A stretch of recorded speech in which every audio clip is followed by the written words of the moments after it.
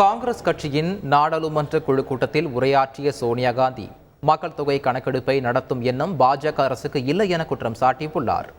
வயநாடு பேரழிவின் அளவு திகைக்க வைப்பதாகவும் கேரளாவில் உள்ள காங்கிரஸ் கட்சியினர் அனைத்து உதவிகளையும் வழங்கி வருவதாகவும் கூறினார். இயற்கை சீற்றங்கள் மட்டுமின்றி தவறான நிர்வாகத்தால் ஏற்படும் ரயில் விபத்துகளிலும் உயிரிழப்புகள் தொடர்வதாக தெரிவித்த அவர் பாதிக்கப்பட்டவர்களுக்கு ஆழ்ந்த இரங்கலை தெரிவித்தார். பட்ஜெட்டில் விவசாயிகள் மற்றும் இளைஞர்களின் கோரிக்கைகள் முற்றிலும் புறக்கணிக்கப்பட்டுள்ளதாக குற்றம் சாட்டினார். பல முக்கிய துறைகளில் நிறைவேற்றப்பட வேண்டிய பணிகளுக்கு பட்ஜெட்டில் நியாயம் வழங்கவில்லை என தெரிவித்தார்.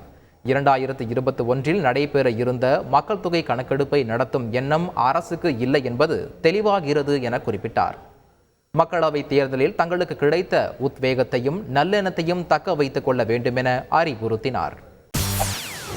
செய்திகளை உடனுக்குடன் தெரிந்து கொள்ள உடனே சப்ஸ்கிரைப் பண்ணுங்க.